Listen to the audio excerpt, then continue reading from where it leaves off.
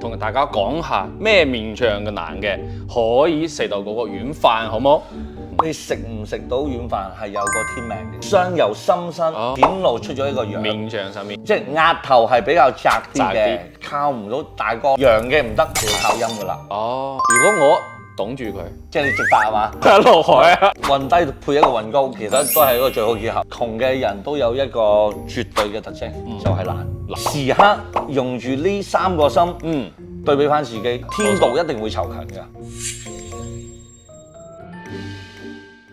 大家好，喂！大家正月初五有冇拜財神啊？梗係有啦，因為祈求新一年財源滾滾嘛。另外咧，我都好好奇，如果冇拜財神，難道嗰個財源都唔得咩？梗係唔係啦！嗱，財神咧係開財路嘅，文昌係掌我哋嘅前程嘅，拜文昌咧亦都係一個相當不錯嘅祈福機會啊！佢可以穩固我哋仕途啦，同埋令到我哋嘅事業根基穩固啦，令到職場嘅運勢咧一路行高啊，同埋咧升職加薪順順當當。我哋點樣拜拜咧？最緊要咧就係心誠心誠則靈啊，對準自己嘅心願，再配合我哋正式嘅一啲叫道教嘅儀軌啦。推薦啦，就係風水師兄會在文昌誕嗰日主辦文昌做運高升祈福大典啊！大家可以一齊共燈，一齊加持。如果感興趣嘅朋友，可以直接睇我哋評論區啊，咁就可以睇到詳情㗎啦。冇錯。Hello， 大家好，我係風水。Hello， 大家好，我係子耀啊。師兄啊，喺呢個時代咧，好奇怪嘅。我哋常常講咧，男女係平等噶嘛。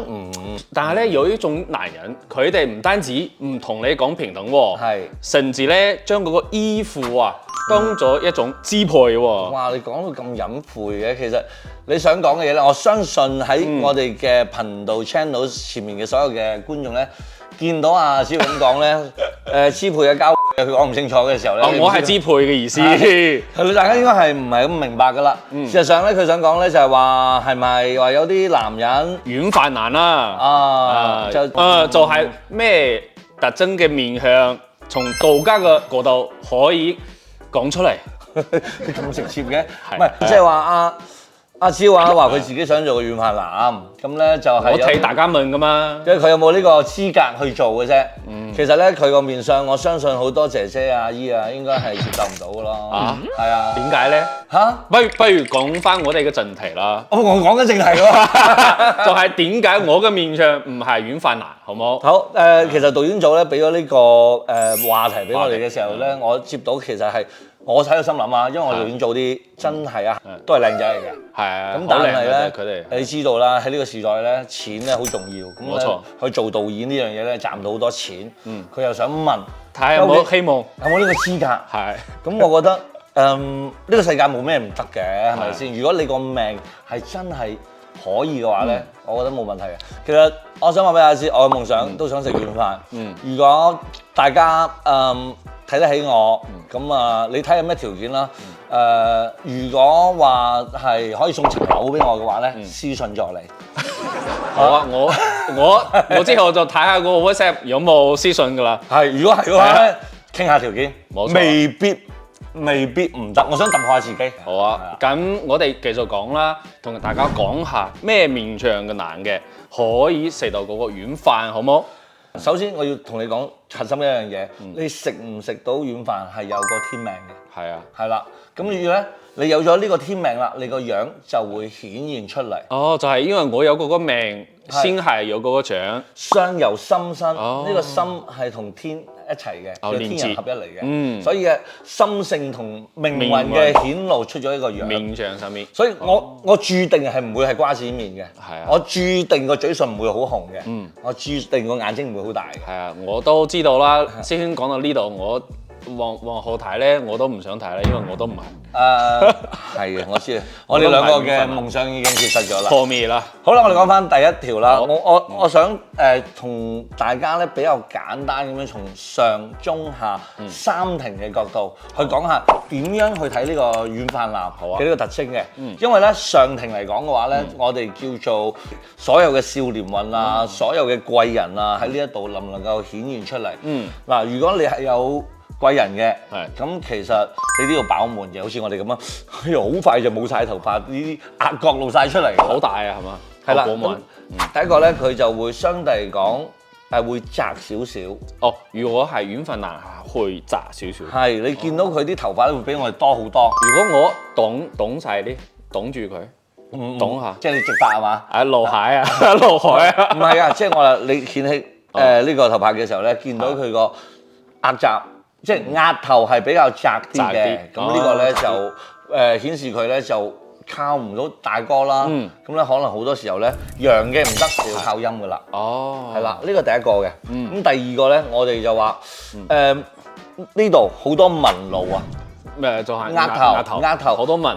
嗱，因為咧紋路就會阻我哋嘅我你都有少少。我係上咗年紀會有嘅，大家知我啦，60幾歲啦嘛，上咗年紀。係啊，好咁就會有少少。如果你好後生，因為佢代表少年話好多嘅紋路咧，亦都代表咗少年運不佳。咁咧依靠唔到外邊嘅貴人，依靠唔到父母嘅時候，佢會有少少諗法。我可唔可以靠我嘅外貌做捷徑？係啦，咁啊尤其咧呢啲有紋路，再加個呢個美人尖。係就慘啦。係啦，美人尖咧就早出嚟做嘢啦，早失身啊，早出嚟做嘢加早失身。咁係咩啊？可以睇到女人咯。一個甲字邊一個雀仔。甲字邊，我唔練啊。評論區打出嚟。係，評論區想做嘅職業。咁啊係第三個咧就係我哋叫眉侵印堂。眉侵印堂。即係話呢個眉毛係好靚嘅，但係咧佢就靠近呢個印堂。嗰邊好有啲窄少少。因為印堂咧叫我哋嘅願望之宮，我哋嘅願望之宮好細嘅話，即係我嘅大願發唔到出嚟，有嘅全部係我嘅小我，有嘅全部係我嘅慾望，全部係我嘅利益，所以呢三個點就注定咗佢少年好容易去行歪路啦。哦，呢個真係有啲道理哦。我有個好似有個同學啦，佢即係知啊，佢之後都揾咗個姐姐啦，係，但係佢我覺得幾幸福嘅喎，佢就係做翻個家庭婦男啦，生咗幾個 BB 啦，OK，佢都好爽啦。其實我未必覺得係嘅，因為有時候係佢覺得佢覺得 OK，唔係講真，有時候係你覺得佢 OK，但係佢內心嘅酸爽咧，你係唔知嘅。係冇錯啦。OK，好，第二個點咧，我哋係邊度啊？第二個咧，我覺得係比我哋嘅額頭更加重要嘅。有時候咧，少年運行唔到唔緊要啦，最緊要我哋話人咧睇中庭，中庭係我哋擁有咗好多嘅宮位，重要嘅宮位，尤其係鼻呢度，我哋叫財帛宮。係啦，我哋首先睇一個男人啦。如果係一個，我唔可以講明星名嚇。首先咧，呢個鼻呢邊起節嘅，有節。係啦，呢個地方叫做呢個財帛宮入嘅錢唔係太平滑，咁咧導致咗咧佢揾嘅錢咧都係辛苦嘅錢、辛酸嘅錢或者曲折離奇嘅，係啊，咁我哋覺得揾錢咁辛苦、咁曲折離奇嘅時候，我又有咁嘅樣，我鼻高先有節噶嘛，係啊，係咪？咁我係咪可以靠我嘅色相，靠我嘅 body 出賣啲嘢，交換啲嘢？第二個咧。就係我哋話鼻頭啦，鼻頭有肉嘅人咧，通常都內心無毒嘅，所以大部分人你要見我，你話我正定係邪，你睇我個鼻頭幾大，差啲大過成龍㗎啦，但係鼻頭大又代表其他嘢喎。咩地方？咩地方？你話？大家估下。評論區打出嚟，打出嚟。我嘅內心啦嚇。咁啊，我哋見到啲鼻咧，呢度咧好瘦削嘅。尤其尖嘅，好尖㗎嘛，係同埋呢兩邊咧冇乜肉嘅，咁咧亦都係嗰種好去算計人哋嘅人。咁你會話劉德華唔係咁嘅，佢其實唔係，佢加埋個拳臂，個拳咧係相對嚟講高啲嘅。咁我哋話拳臂要有相匹配嘅，係啦。如果呢度有鼻尖，呢度有骨折，咁大家睇睇自己，你有呢個 potential， 有呢個潛質。啱啱師兄講到嗰個拳啊，係咪中庭都需要睇下嗰個拳啊？係配合。冇錯，顴骨嚟講嘅話咧，如果你呢一度係有肉嘅話，我哋叫做權力地位啊嘛。咁通常我哋見到好多人包面啊，或者個拳向上啊。你睇下好多國家嘅領導人，權高代表咗可以掌權，哪怕係女性都好啦，權高都可以 hold 得住成個家庭。如果係阮芬蘭咧，佢嘅權一定係低啲嘅。低嘅。嗱，點樣叫做高同埋低咧？好容易啊，一個鼻，分開個中線。分開中線。你個顴骨喺個鼻中線以上叫做顴高，鼻嘅中線以下叫做顴低。咁我咧，我覺得你高少少啦。係啊，所以我冇呢個機會。我都係高少少㗎，真係。你唔係咩？自己係錯誤嘅認知但係你個鼻冇切，所以都難啲嘅。所以你有呢個心冇呢個膽。冇錯。OK，咁我哋話顴鼻呢個比例咧，仲有一個講法嘅，因為咧我哋話鼻咧，其實就係我哋成塊面嘅五岳嘅中間啦，係啦，呢個叫做中岳啦。咁啊，中岳呢個鼻咧，佢如果係太高，你個顴啊係太低，亦都叫做係顴同埋個鼻係不匹配咁嘅時候咧，亦都容易出現呢種情況。所以話咧，大家可以留意下啦，就係身邊啲人係咪呢個中庭啦，係咪呢個情況啦？好，我哋講完中庭係咪講下巴啊？係第三個嗱，下巴咧就好簡單嘅咋。我哋話一個人嘅晚年如何，我哋要睇翻個下巴個晚嗱，我哋點解要留鬚咧？點解咧？我哋靚仔啲，見得冇錯，見得塊面長啲。大家可以睇翻我任何嘅節目，只要我個鬚咧整得好尖嘅咧，對比所有嘅嘉賓，其實我靚仔啲。我塊面係細㗎，你睇我同阿子，我塊面係細好多㗎。俾個大我，俾個大我。我貨啲，我承認啊，呢個。咁咧其實咧呢度唔單止只係代表晚年啦，亦都代表咗家庭啦。家庭。如果係一個人嘅呢度比較瘦削咧，尤其男仔嚟講嘅話咧，咁咧就代表咗屋企冇依靠。咁我只能夠去外邊揾到我嘅依靠。外邊揾啲溫暖啦、資源啦咁樣。冇錯。咁你同埋咧，如果呢個腮骨呢度咧特別凹啊，即係凹啊，叫做虎耳歸來啊，即係哇即係仔女呢方面咧，同佢嘅運都唔係咁高嘅。如果你同咗一個姐姐一齊，你基本上係跟住佢生活嘅，你會發現仔女唔係跟你姓。虎耳歸來呢兩個位冇咗就唔好啦，就唔好啦。咁所以我哋嗱可以睇上庭、中庭、下庭。咁我一定唔可以係阮芬蘭啦，我呢度咁貨都唔可能啊。咁啊，最後咧喺下庭裏邊咧，我哋仲有個地方嘅，就睇翻個嘴啦。我哋上一次講個嘴上都好重要嘅，皮笑肉不笑嗰方面。如果阮芬蘭咧，你會發現咗。有兩個特徵。第一個咧，佢個唇咧會相對嚟講紅潤啲。點解紅潤啲咧？識講嘢，識氹人，講嗰個笑話，但係你話我係嗰次你話黃嘉怡我紅得，但係佢要配合一樣嘢。佢紅得嚟向下垂。向下垂嘅人咧，佢會有好多嘅怨氣。佢會好多嘅手段。可能佢都掃氣掃好多氣咯。因為你知㗎啦，姐姐去到一定程度嘅話，就好中意玩好多嘢㗎嘛。我唔知啊，我唔知啊。我除你件衫，我見到全部都係邊痕嚟嘅。就知啦，你記住啦，重口味啊你。係啊，所以我哋見到咧就係嘴，如果佢係紅色又向下垂，再配翻瘦削，鼻又高，顴又低，啲頭髮又好多，又窄又窄，你就已經係嗰個人啦。因為其實我覺得係今日呢堂課咧，話俾大家知咧，乜嘢叫做不知命無以為君子嘅。係，如果你唔知道你自己嘅命係咁，你仲自己去奮鬥嘅話咧，你錯晒嘅。係啊，我都覺得如果你知道自己係一個命嘅話，你去揾個姐姐啦。有冇睇夜王啊？如果係夜王扮黃子華，應該講句咩啊？你錯撚晒啊！你錯撚晒啦！你應該揾個姐姐好過啦，係咪？係啦，冇錯啦。所以咧，不知命無以為阮芬蘭。係啊，如果你有咁樣嘅條件，同埋我哋導演組，如果你有咁嘅條件，聽日辭職，即刻去揾姐姐。冇錯啦，喺風水雪道嘅下邊嘅評論區，我就係導演啦。可以去夜場揾下工係嘛？夜場係啦，冇錯，夜王啦嘛。冇錯，係。誒咁師兄啊，除咗我哋睇人哋嘅面相啦，佢嗰啲軟飯男中意做啲咩咧？嗰個行為啦、語言啦或者習慣啦，呢啲有冇指點一下？首先一定係中意做雙人有氧運動嘅。跑步唔係雙人有氧運動咩？係。咁啊，首先咧，我覺得咧，嗱，可能我哋平時咧睇相唔係咁識睇，咁啊軟飯男咧有一個手掌嘅特徵嘅，係手掌啊，係啦，點睇咧？握住佢手嚟，握住隻點佢？點？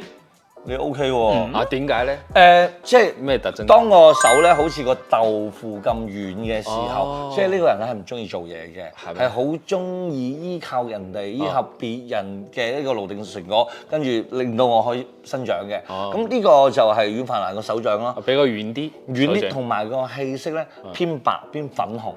即我咯。所以其實你係先天有呢個特質，但係唔知你阿媽點解生成你咁？呢個就係命嘅問題係啦，所以你或者整下容咯。第二個咧就係我哋話個言相。講嘢。係講嘢相對嚟講。老細係呢個説法讓我諗起一個人。邊個？算啦，私底下就先講。即係講嘢會比較陰聲細氣啲咯，跟住講嘢又冇乜力。大家好。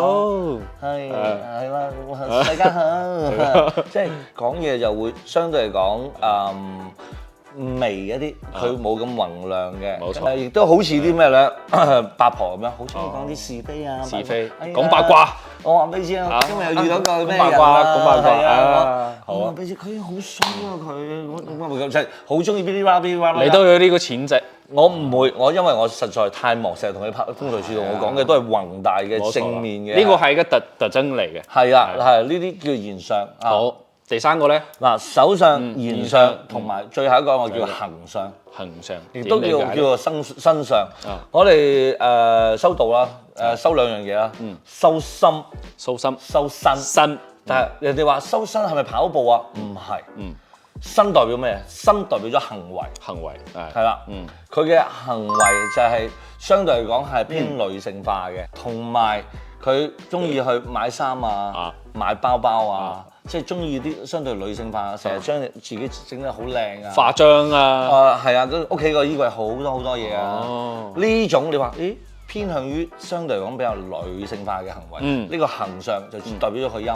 係。佢一陰嘅話咧，佢就中意依附，因為陰永遠依附於陽上邊。係啦。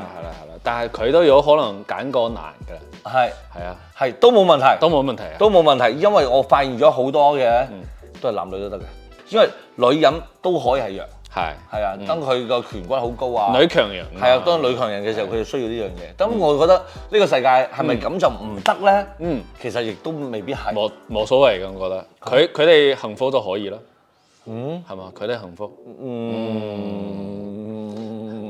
哇！啱啱聽咗師兄分享幾個方面啦。第一係面相，第二係言相，第三係身相。係咪我哋有嗰三種特徵嘅人就係嗰個軟飯男咧？呢個軟飯男其實喺呢個成個主題嚟講咧，佢係加咗個引號㗎。係唔係貶義嘅？並唔係貶義嘅，即係話。人有三衰六旺，即係你有自己嘅優勢，你去發揮。即係修道有個好得意嘅嘢㗎，唔係乜嘢都要你放下㗎，係你嘅優勢嘅你就去發揮佢，唔係你嘅優勢咧你就唔好去掂佢。收放自如。我既然有咁樣嘅優勢，我係咪可以先借助佢嚟陪伴我度過一段時間咧？係啊，所以我覺得如果我喺我低潮嘅時候，或者喺我好認真去做嘢、去學習嘅時候，我缺少一啲金錢嘅支持，我就需要揾個高潮嘅人。係啦，你時刻高潮啊！係啊，咁啊，有個人喺度去輔助我一把咧，咁其實我覺得係冇問題嘅。你第一個需要一種感恩之心，即係話我喺我低潮、喺我學習嘅時候，喺我低谷嘅時候，有個人喺度扶我嘅時候，幫我一把。係啊，咁當我成功咗之後，我會100倍嘅奉還，或者1萬倍，係一定要有一種感恩嘅心。咁我哋其實有好多嘅案例啦。我記得我哋有個好出名嘅導演啦，寫一本好出名嘅書叫《10年一覺電影夢》嘅。哦，李安係嘛？冇錯，推手喜宴成部爆啦，好經典嘅。係啦，咁我哋見到佢其實喺佢仲未成為大導演攞咗咁多獎嘅時候，全部佢嘅讀書啦、佢嘅生活啦、佢嘅任何嘅費用啦，都係由佢嘅太太係為佢負責嘅。但係嗰陣時嘅李安一事無成，佢就係軟飯男嘅嗰種標準，但係我哋一定要打個引號。當我 OK 咗 ready 好啦，我再出去嘅時候，我依然愛我太太，因為我知道喺我咁鄙視嘅時候，佢俾到我足夠嘅支持，跟住呢個李安就係一個最好嘅一個例子。冇錯，就係佢嗰陣時好比較需要有人解決嗰個經濟嘅問題嘛。係啊，但係佢有時間可以創作咯。係啊，我哋古代柳如是又係咁樣去支持。好多人，冇錯。咁我覺得冇問題嘅。係啊，運低配一個運高，其實都係一個最好結合。階段性嘅問題。冇錯啊，咁第二個咧就要敬畏啦。係嗱，好多人會問呢個敬畏咩？你成日話敬畏天地，其實唔係㗎，因為好多人咧有咗呢個感恩心，佢未必叫做敬畏。點解咧？你借咗1蚊俾我，我成功咗咪還翻1蚊俾你咯。但係呢個唔係咁樣去計嘅。有10蚊嘅人俾你9蚊，同埋有100萬嘅人俾你9蚊，係唔一樣嘅。即係你嗰陣時借咗俾我9蚊，當我有1000萬嘅時候，我應該可能係900萬俾翻你。不如你先借我1000萬啦，我之後會感恩你嘅。我啲錢全部擺晒喺銀行，係㗎啦。你差緊個密碼啫嘛。明白。係啊，你自己揾咗㗎啦。同我通靈係嘛？係啦，冇錯啦。你差呢個能力，自己好好學習啦，係啦。好啦，咁啊，我覺得咧感恩啦，同埋我哋敬畏啦，最後咧，我覺得就係作為男人之所以成為男人嘅核心係你進取，有上進心。真真正正我哋話貶義詞嘅軟飯男係所有嘅嘢都係從自己出發。冇錯。第二個就係敬畏。敬畏對比嘅係咩咧？就係一種傲慢。你有冇發現咧？嗰啲真係即係小人得志語無倫次嘅。我知啊，好多人就比如話佢跟咗個大哥，佢都話覺得自己係大哥啦，甚至乎係軟飯男都會 PUA 翻自己嘅呢個米飯班主嘅，因為你見唔到佢有一種敬畏。喂，佢越係索取嘅時候，你今日借得100蚊俾佢，你下次唔借俾佢嘅時候，佢覺得你冇用啊。唔係冇用，佢可以憎咗你。你對我唔好啦。無限地索取。有句話係咁樣講嘅。斗米養恩，升米養仇啊！冇錯啦，就呢個就係咁啦。咁最後咧，我哋講嘅進取代表嘅就係懶惰。窮嘅人都有一個絕對嘅特徵，就係懶係啊，咩都唔想做，就話可唔可以發財啊？窮同埋壞嘅人都有個特徵，都係懶。因為壞係咩？想行捷徑。係冇錯。所以我哋一定要勤力啲，時刻用住呢3個心。對比翻自己，天道一定會酬勤嘅。係啊，真係非常之感謝啦，風潮師今日同我哋分享同埋分析咁透徹嘅面相啦。但係我覺得呢期咧好有教育意義，個點樣修身啦、控制啦。我都希望用翻我哋最中意嘅8個字俾大家，叫做禍福無門，為人自招。係，多謝大家收睇我哋嘅節目，我哋下集再見啦。好，福生無量天尊。